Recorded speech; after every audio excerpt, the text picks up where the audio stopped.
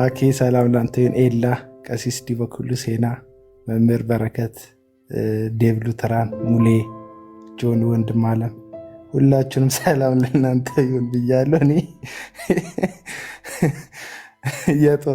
የጦር አቁም ስምምነት ለማስደረግ ገብቼ የራሴ ጦርነት ውስጥ ገባሁ። በኮመንት ላይ ያሉ ሰዎች እየተዋጉኝ ነበረ እና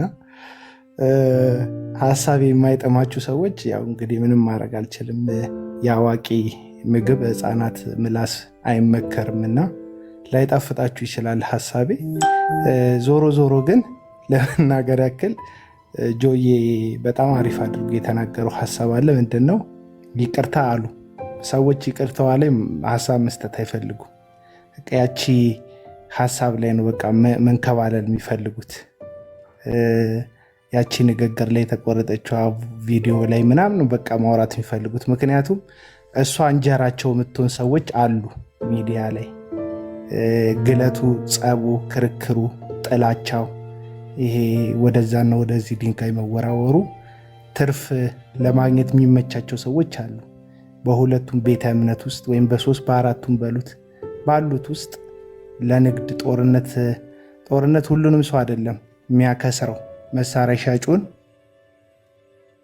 አትራፊ ነው የሚያደርገውና አንዳንድ ጦርነቶች መሳሪያ ሻጮቹን አትራፊ ያደርጋሉና ጦርነት ስምምነት አቁም ማድረግ የሚያከስራቸው ሰዎች አሉ በተቃራኒ።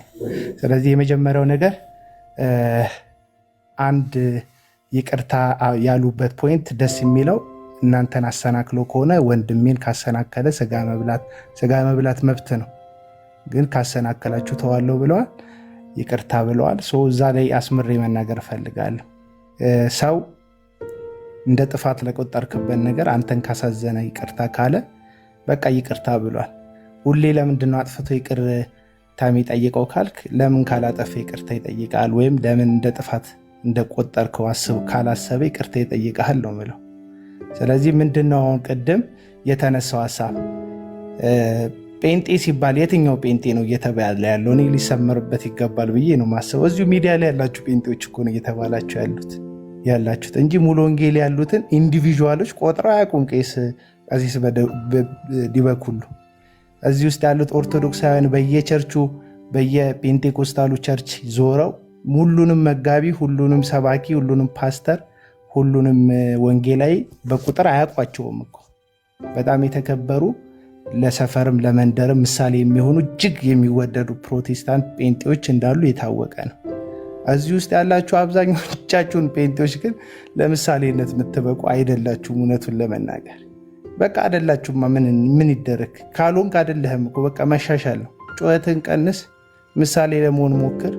ከጭቅጭቁ የበለጠ በጽድቅ በእውነት እግዚአብሔርን ለማሳየት ሞክር። ወንድምን ጠልፈው መጣል፣ የሰው ቦክሰር ማስጣት፣ የሰው ገበና መግለጥ እዚህ ጴንጤ ነኝ ከሚል ከልሳን ቀጥሎ ተንኮል በሚያወራ ግፈኛ ሰው አይደል እንዴ የተለመደው?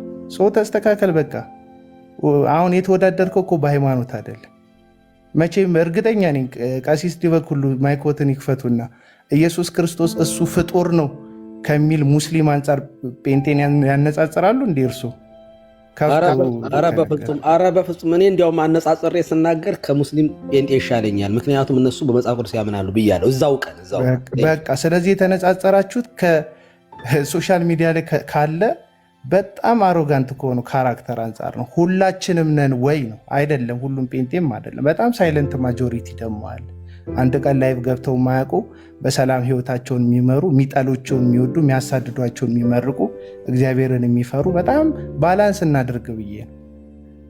በጣም በጽድቅ የሚኖሩ ጴንጤዎች አሉ። የኔንም ቪዲዮ ደግሞ ቆራርጧት።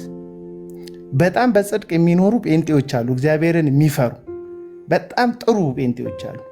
ግን እንዳለመታደል ሆኖ የበሬውን ግንባር የያዙት ጩኸታሞቹ፣ በጣም በጣም በጣም አመፀኞቹ፣ ቂመኞቹ፣ ሸረኞቹ፣ ተንኮለኞቹ የነሱ ሲሆን ሰውን የሚወዱ የነሱ ሲሆን ሰውን የሚያነግሱ ከነሱ ተቃራኒ ሲሆን የሚያቀሳስሩ ከመንግስት ጋር ከቻለ ያቀሳስረዋል፣ ከማህበረሰብ ጋር ያቀሳስረዋል።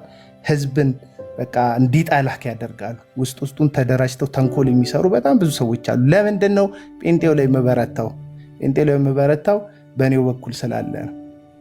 አሁን ቀሲስ ዲበኩሉ ጋር ሁሉ ጽድቅ ነው ሁሉ ልክ ነው አልኩኝ? አይደለም አላልኩ። እንድታስተውሉ ነው። አሁን ለምሳሌ የጴንጤ መንግስት ነው ያለው ብለዋል ቀሲስ ዲበኩሉ። ብዙ ሰዎች እንደዛ ነው ይመስላቸው። የጴንጤ መንግስት የለም፣ የብልጽግና መንግስት ነው ያለው። የብልጽግና መንግስት ላይ በቁጥር የሚታወቁ ፊት ለፊት ያሉ ሰዎች የፕሮቴስታንት እምነት ተከታዮች ናቸው።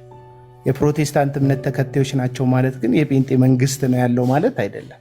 በፖለቲካ አይዲዮሎጂ ራሳቸውን የሚያምኑበትን ሀሳብ የሚያቀነቀኑ ያዋጣል ብሎ የሚከተሉትን ፖሊሲ የሚያጸድቁ የሚያረቁ የተዋቀረ ስርዓት ውስጥ ያሉ መሪዎች ናቸው እንጂ ያሉት ጴንጤ አይደለም አገር እየመራ ያለ። ይሄ የተሳሳተ ምልከታ ነው። በወገኖች ዘንድ ደግሞ ያለ የተሳሳተ ምልከታ፣ ስህተቱ፣ ጥፋቱ፣ ድብልቅልቁ በፖለቲካ ይፈጠራል የምትሉት ድብልቅልቅ ለጴንጤ የሚሰጠው ከሆነ መሪዎቹ ጴንጤ ናቸው የሚባል ከሆነ ልማቱ፣ ጽድቁ፣ ትልቁም ነገር መሰጠት አለበት። መንገድ ሲሰራ ጴንጤ ይሰራልን ይባል፣ ልማት ሲሰራ ጴንጤ ይሰራልን ይባል። እንደዛ ካልሆነ ልማቱ መልካም መልካሙ ዝም ብሎ እየታለፈ ጥሩ ጥሩ ዝም ብሎ እየታለፈ ከዛ መጥፎ የሆነ ነገር ውድመቱ ኪሳራው ለጴንጤ ብቻ የሚሰጥ ከሆነ ይሄ ፍርደ ገምድልነት ስለሆነ ማለት ነው። ስለዚህ ፕሮቴስታንት አይደለም መሪ። እኔ ብዙ ጊዜ ለመናገር ሞክሬያለሁ። እንዲመስል ደግሞ ያደረጉት በጴንጤኮስታል ውስጥ ያሉ ሐሰተኛ ነቢያትና እንቅስቃሴው እንደሆኑ ይታወቃል። ስልጣን ላይ ላሉ ሰዎች የሆነ ጥቅም ፍለጋ የሐሰት ትንቢት የሚናገሩ እግዚአብሔር እንደዚህ ይላል እያሉ እግዚአብሔር ያልተናገራቸው ሲቀባጠሩ የነበሩ ይሄንን ስርዓት የጴንጤ ስርዓት ያስመሰሉት እንዴ! ጠቅላይ ሚኒስተሩ እኮ ሰብስቧቸው እኮ ይሄ የጴንጤ መንግስት አይደለም ስርዓት ያዙ ብለዋል እኮ ራሱ ነቢያቱ ፓስተሩ ሰብስቦ እኮ። ስለዚህ እሱ የጴንጤ መንግስት አይደለም ብሎ በገዛ አፉ ጠቅላይ ሚኒስተር ዶክተር አብይ የተናገረበትን እውነት ለዛውም ለሰብስበው የውሸት ትንቢት ለሚነግሩ ሰዎች አይደለንም እኛ የእናንተ መንግስት አይደለም እኛ እንደ መንግስት ሁሉንም እንመራለን ያሉ ብሎ ሲያበቃ ጠቅላይ ሚኒስተሩ ዝም ብለን ደግሞ ግጅር ብለን አይ የጴንጤ መንግስት ነው ያለው ካልን እሱ ስህተት ነው የሚሆነው። አንድ ኦርቶዶክሳዊ ቀሲስ፣ አንድ ኦርቶዶክሳዊ ዲያቆን፣ አንድ ኦርቶዶክሳዊ መምህር ስለ ጴንጤ ያለው ምልከታ እንዲስተካከል ከፈለጋችሁ ግብዝነት የሌለበት መልካሙ ማንነታችሁን ብርሃናችሁን በሰው ሁሉ ፊት ለማብራት ሞክሩ። ለመስተካከል እንሞክር። አሁን በምላስ የምታቀነው ነገር የለም። ምክንያቱም ከምላስ ጀርባ እዚህ ቲክቶክ ላይ 2 ዓመት 3 ዓመት ባህሪ እኮ ታይቷል። ተናዳፊነት፣ ወንድምህን ጠልፈ የምትጥል መሆንክ በደንብ ታይቷል።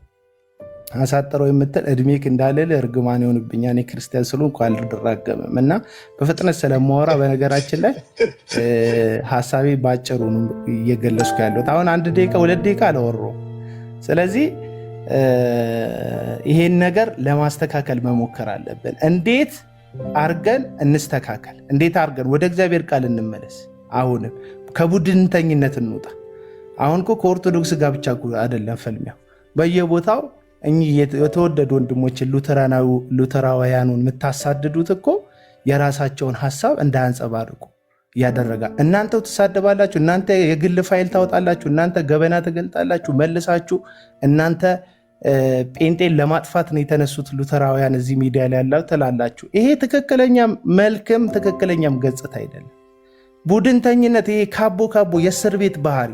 እስር ቤት ውስጥ እንደዚህ ነው። ዘለቅ አድርጎ የታሰረ ጉልበተኛ የመጣው ሰው ሁሉ የሻማ ይውረድልኝ የማለት አመል አለበት እና ድንገት የሆነ ሰው ብቅ ሲል ድንገት የሚያስተምሩ ሰዎች ሲመጡ ካቦ ነን እኛ ነን ቤቱን የምንመራው አይነት ነገር ትክክል አይደለም። ካቦ አይደላችሁ። ሁላችንም በነገራችን ላይ የየግል ሞባይል አለን።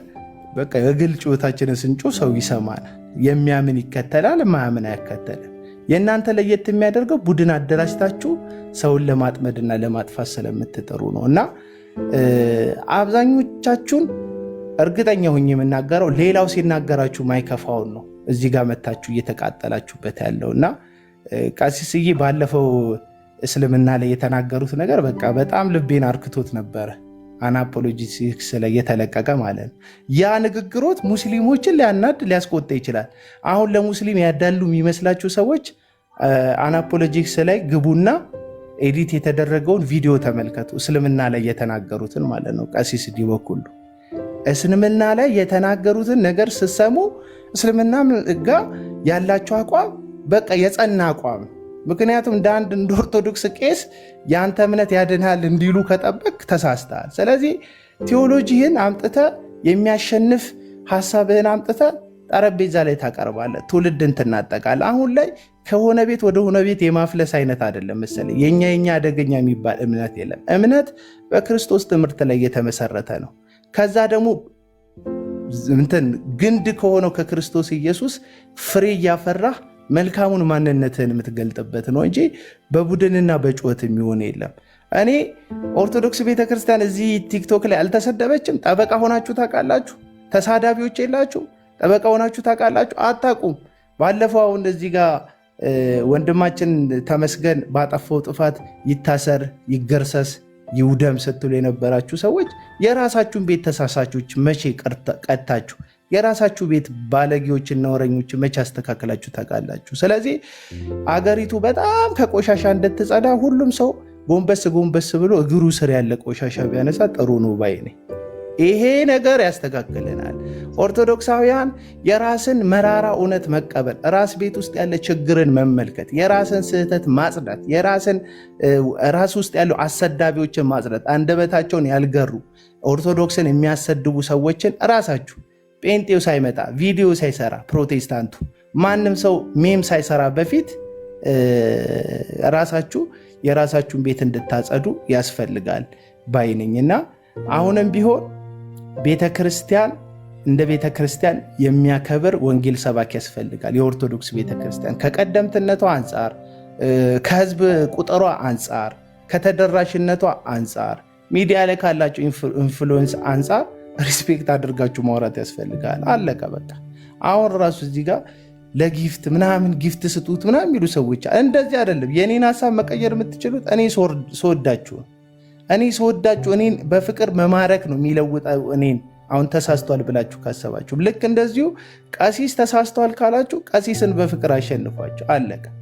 ኢየሱስ ክርስቶስ የእግዚአብሔር ልጅ አንድዬ እሱ እንኳን ምድር ላይ በተገለጠበት በምድር በተመላለሰበት በስጋ ወራቱ ኢየሱስ ክርስቶስ መስቀል ላይ ሰውን በሞቱ በኩል ወደ መዳን የጠራው እግዚአብሔር እንደ እግዚአብሔርነቱ ኃይል ስላጠረው አይደለም። ሁሉንም ሰው በጉልበት የማሸነፍ የሰው ልጅ የሚንበረከከው መጨረሻ ላይ በፍቅር እንደሆነ እግዚአብሔር አፍቃሪው እንኳን ተረድቶ የፍቅር መገለጫ ብቸኛ ልጁን ኢየሱስ ክርስቶስን ሰጥቶ በፍቅር ነው መስቀል ላይ ያሸነፈው እና አሁን ቅድም ጠንቋይ ዲበ ኩሉ ብለክ የሰራከው ልጅ ትታወቃል። የጴንጤ በጣም አደገኛ ቀንቃይ ነው የሚመስለው። ገለጥ አርጋችሁ እሱ የሚሰራቸውን ቪዲዮዎች የተቆራረጡ ያላደረግኩትን እኔ ወንድሙን አደረግክ እያለ አሁን ጠንቋይ ዲበ ኩሉ ብለህ እንዴት ነው እኚህ ሰው የሚሰሙክ? ሰፊ ኦዲየንስ አላቸው፣ ሰብስበው ይረግጡሃል። አለቀ በቃ። ሪያሊቲውን እያነሱ ይረግጧል፣ ታሪክ እየጠቀሱ ይረግጧል። ለምን? ፍቅር አይደለም የመለስክላቸው። መጽሐፍ ቅዱስ በጥላቻ ለሚመጣብህ ሰው ፍቅርን አድርግበት፣ የዛን ጊዜ በአናቱ ላይ የእሳትን ፍም ታስቀምጣለህ ይላል መጽሐፍ ቅዱስ። ማሸነፊያ ብቸኛ መንገድ የሚያስቀምጥልን ፍቅርን ነው እንጂ እየቆራረጥክ ሜም መስራትን፣ እየቆራረጥክ ሰውን ማዋረድን፣ እየቆራረጥክ መሳደብን የትም አያደርስም። እውነቱን ልንገርህ፣ እኔ ቀሲስ ዲበ ኩሉ በጣም አከብሮታለሁ ይቅርታ ስለጠየቁ። እዛም ቤት በተመሳሳይ መልኩ ይቅርታ ጠይቁ። ጠዋት ድምፃችሁን እያለሰለሳችሁ መርዝ በሃይማኖትና ከሃይማኖት ጋር የምትረጩ መርዘኛ ቤቶች አላችሁ እና ቢያንስ የእናንተ መርዝ የሚያድነው ሰው የለም። እውነቱን ለመናገር መርዛችሁን አረጋጉት። እባብ ነው፣ ቆዳው ለስላሳ ነው። ከጥርሶቹ በታች ግን ሁልጊዜ መርዝ አለ። እኔ ለስላሳ ሰዎች አላምን። እንደ ቀሲስ ዲበ ኩሉ የሻከሩ ሰዎች ይሻሉኛል። የሆነ ሲናገሩ መረር የሚሉ ሰዎች ይሻሉኛል። እንዲህ ድምፅህን አለስልሰ፣ ድምፅህን አቅጥነ፣ ድምፅህን በጣም የሆነ ነገር አድርገ ከዛ በዛ በድምፅ ውስጥ ግን የሃይማኖት ጥላቻ ያለብህ ሰው እሱ አይደለም። ወንጌል እንዳንተ አይደለም። ወንጌል የሆነች አንድ ሃይማኖትን ለዛው መስቀል የያዘችን ቤተ እምነት ማሳደድ አይደለም። ወንጌል ክርስቶስ ኢየሱስ ነው። ቢያንስ በአብ በወልድ በመንፈስ ቅዱስ በሥላሴ አንድ አምላክነት የምናምን ሰዎች ተቀምጠን ኢየሱስ ክርስቶስን በፍቅርና በእውነት ልክ እነ መምህር በረከት እነ ዴቭ እንደሚያደርጉት በፍቅር መካፈል ቃላትን መለዋወጥ ስንችል ድንጋይ መወራወሩ ለሌላ ቤተ እምነት በር ነው የሚከፍተው። ኢየሱስ ክርስቶስን ለማያምኑ እንደ እስልምና ላሉ ሌሎችም ቤተ እምነቶች በር ነው የምትከፍቱት። ቢያንስ መጽሐፍ ቅዱስ ማህበር የሚባል ኦርቶዶክሱ፣ ካቶሊኩ፣ ፕሮቴስታንቱ በአንድነት የሚሳተፉበት የሃይማኖት ጉባኤዎች የሚባል በአንድነት እነዚህ ቤተ እምነቶች ስለ ሰላም፣ ስለ እርቅ የሚያወሩበት የሚወያዩበት ትልልቅዬ ተቋም አላቸው።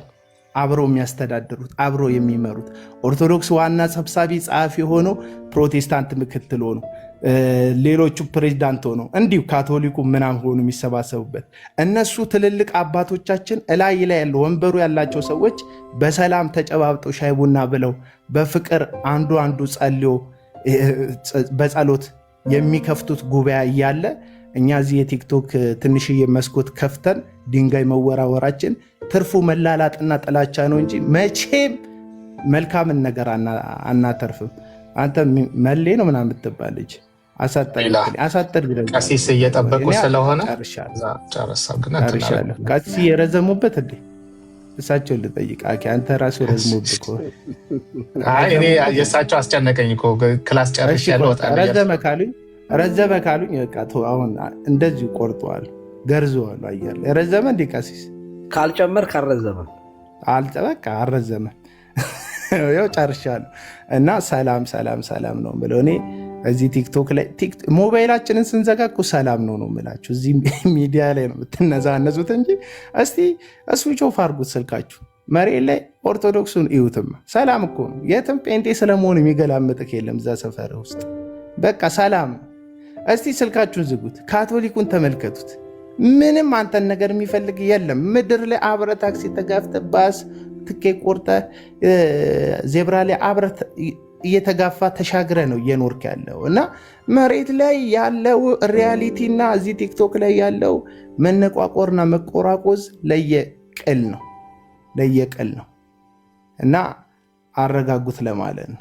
እና የሆኑ ያላስደሰትኳችሁ ሰዎች አሉ። ኦርቶዶክስን እኔ በመስደብ አላስደስታችሁም፣ ጌታን ነው የምላችሁ። ከተስተካከለ እኔ ጽዳት ከራስ ነው የሚጀምረው የሚል እምነት ስለሆነ ያለኝ ወደ ቤታችን ማጽዳት ነው ማምነው። እና ከተናገርኩ ራስህን ነው የምናገር። ሰው እንዳትናደዱ ለማለት ነው። ቴንክ ዩ አቤላ። በጣም ቄስ ሰጡ እንዴ? በፍጹም ሊወጡ አይችሉም። ይገባሉ።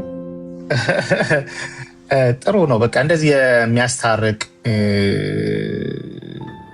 ይሄ የተንቦገቦገውን ዩቱብ ሊሰራ ቤት ሊከፈት ያለውን በቃ ውርድ የሚያደርግ እንደ አቤላ እንደተናገር እንደ መምህር በረከት ሌሎችም ሙሌ ለቀሲስ ልስጥ ወይ ለአንተ የምትለው ነገር ካለ ኧረ እየወረዱ ነው። እና በቃ ማሳፈር ነው። በቃ እንደዚህ ተዘጋጅቶ የነበረውን ሁኔታ በቃ ምን ይመጣል? ከይቅርታ በላይ ምን ይመጣል? ምንም። እንደውም እንታዘባለን። ከዚህ በኋላ እንትን የሚል ሰው የተዘብት ውስጥ ነው የሚወድቀው። እና በዛ ነው ሙሌ 1-2 ደቂቃ ስ ከዛ ቀሲስ ይጨርሱ። ቀሲስዬ በቃ በዚህ መንፈስ በፍቅር መንፈስ ከእርሶ ብዙ ነገር እንጠብቃለን። እና ከዚች ሰዓት ጀምሮ በቃ አፈረስኮ። ቅድም ጆ ተናግሮታል ወንድማችን ጆ። በቃ ገና ይቅርታ ሲሉ ከእጄ ላይ አስጣሉኝ እንዳለው ይሄ በጣም ጥሩ መንፈስ ነው። አቤላም ደግሞ ለሁላችንም ባላንስድ በሆነ መልኩ ወደ ራሳችን ልናይ እንደሚገባ ጥሩ እንትን አድርገህልናል። ሙሌ ለቀሲስ ልስጥ ጨርሱ ወይስ አንተ ማለት ያለብን እንትንን እንዳልዘጋ? ኖ ጨርሱና በቃ እኔ ማውራው ነገር የለም። በአብዛኛው ያው እኔም ያሰብኩትን ሀሳብ ነው እና ተባረኩ።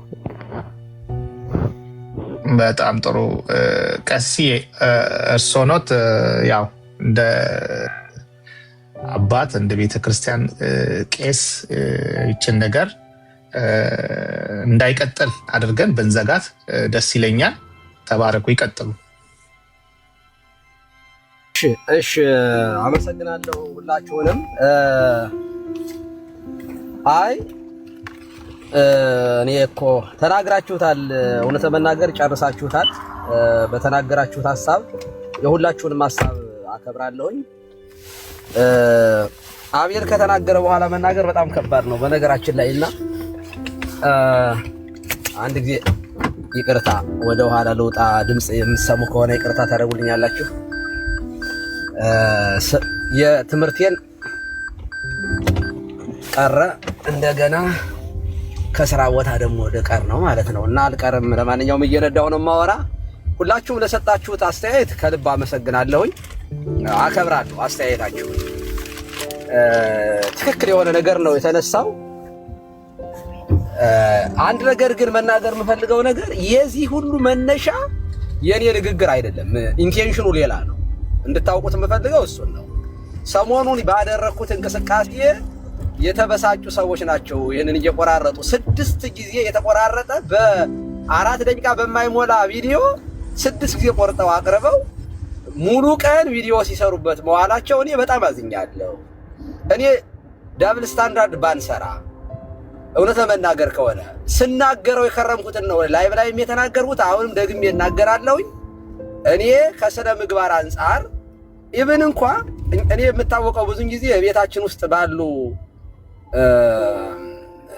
ሐሰተኞች ነው ብዙን ጊዜ የምቃወመው እነሱን ነው። ሐሰተኛ አጥማቂ ምናምን የኛን ቤት እኔ እንደው ምን ንጽጽር ስሰራ ራሱ ሐሰተኛ አጥማቂዎች ሰይጣን እናወጣለን የሚሉት ሰዎች ከነዩ ጩፋና ከነ እስራኤል ዳንሳ ለይቻላቸው ብዬ ነው የምናገረው፣ ከራሳችን ጋር ራሱ አነጻጸር ማለት ነው።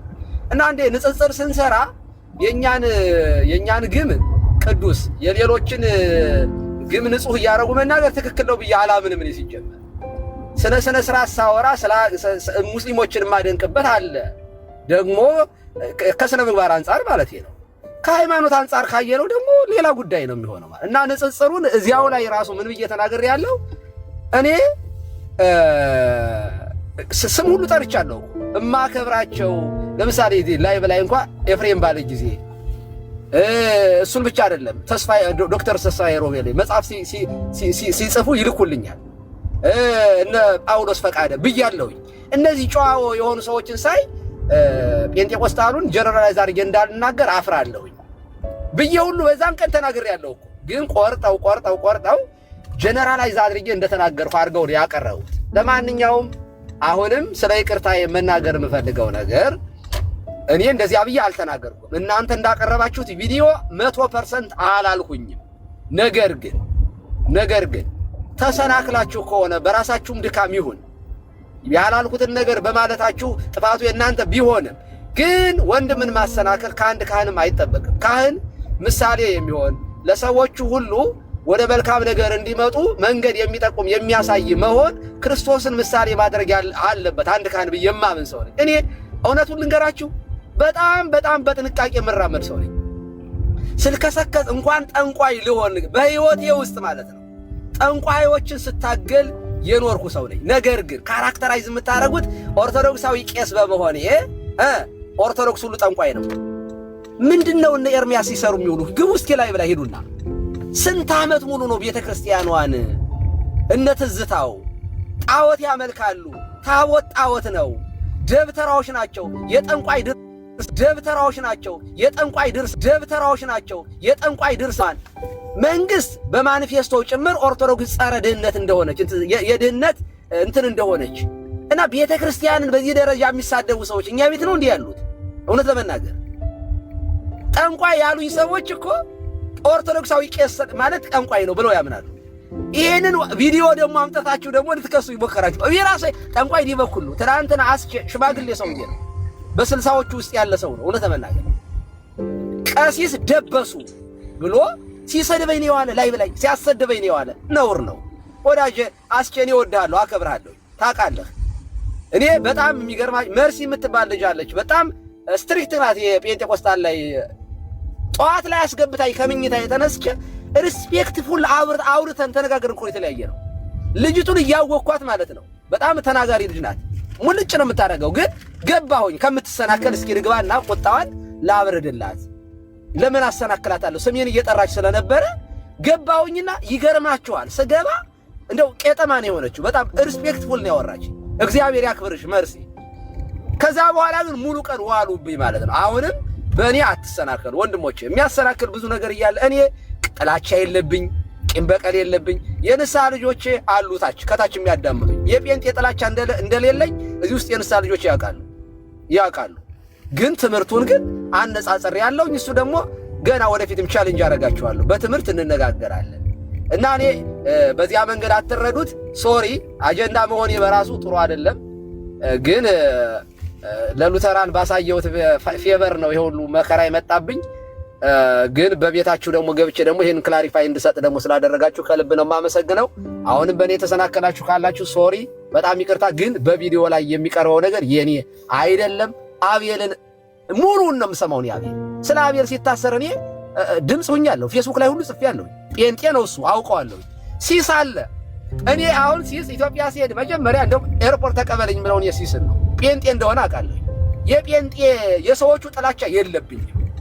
ትምህርቱ ግን ስህተት ነው ብዬ አምናለሁ። ወደፊትም እቀጥላለሁ። በትምህርት እንሟገታለን። ከነ ኤፍሬም ጋር ዲቤት እንዳደረግነው አሁንም እናረጋለን ነው እና በዚህ አይነት መንገድ ተረዱት። ቴንኪው።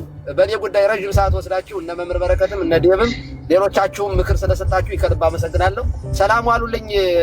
መልካም ቀን። ጠንቋይ ዲበኩሉ የምትሉ ሰዎች ግን እባካችሁ ስለበላለ